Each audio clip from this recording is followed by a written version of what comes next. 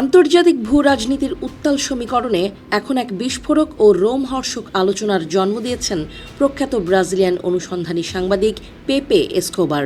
Mario নাভালের জনপ্রিয় পডকাস্টে অংশ নিয়ে তিনি দাবি করেছেন, সুইজারল্যান্ডের জেনেভায় অবস্থানকালে পাকিস্তানের সেনাপ্রধান ফিল্ড মার্শাল আসিম মুনির সহ পুরো পাকিস্তানি প্রতিনিধি দলকে হত্যার এক ভয়াবহ ছক কষেছিল ইসরায়েলি গোয়েন্দা সংস্থা মোসাদ।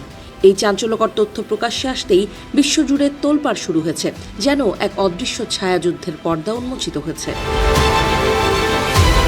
এসকোবারের দাবি অনুযায়ী এই পুরো অপারেশনটি পরিচালিত হচ্ছিল খোদ ইসরায়েলের প্রধানমন্ত্রী বেনিয়ামিন নেতানিয়াহুর সরাসরি নির্দেশনায়।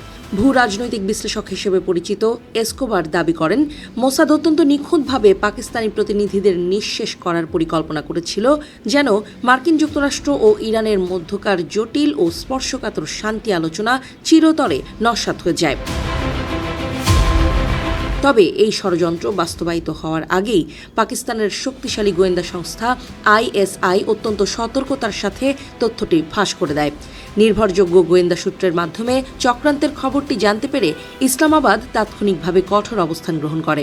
পরিস্থিতি কতটা ভয়াবহ হতে পারত তা কেবল আইএসআই এর সময়োপযোগী পদক্ষেপেই বোঝা যায়। ষড়যন্ত্রের খবর জানার পরপরই পাকিস্তান অত্যন্ত কড়া ভাষায় ওমান নামক একটি তৃতীয় দেশের মাধ্যমে ইসরায়েলকে একটি চরম হুঁশিয়ারি পাঠায়। সেই বার্তায় সরাসরি উল্লেখ ছিল, যদি পাকিস্তানের প্রতিনিধি দলের গায়ে একটি আঁচড়ও লাগে, তবে তারা ইসরায়েলকে পৃথিবীর মানচিত্র থেকে মুছে ফেলতে দ্বিতীয়বার ভাববে না।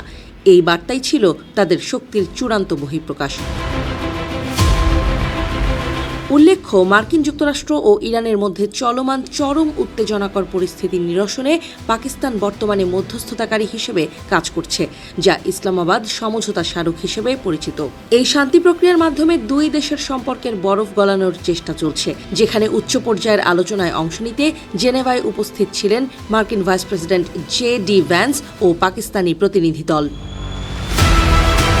ইসরায়েল শুরু থেকেই এই শান্তি চুক্তির তীব্র বিরোধিতা করে আসছে, কারণ এই গুরুত্বপূর্ণ আলোচনার টেবিলে তাদের কোনো জায়গা ছিল না।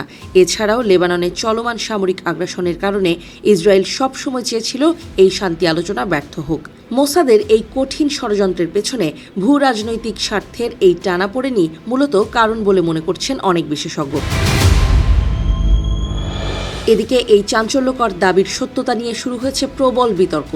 পাকিস্তানের অভ্যন্তরেই এই প্রতিবেদনকে এক বাক্যে প্রত্যাখ্যান করেছেন প্রবীণ সাংবাদিক ও নিরাপত্তা বিশ্লেষকরা।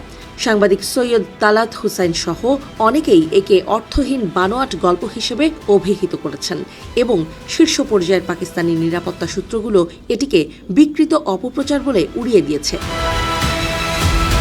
এখন প্রশ্ন উঠেছে, এটি কি সত্যিই কোনো গোয়েন্দা ষড়যন্ত্রের অংশ, নাকি আন্তর্জাতিক রাজনীতির বিশাল অঙ্কের কোনো এক পরিকল্পিত বিভ্রান্তি?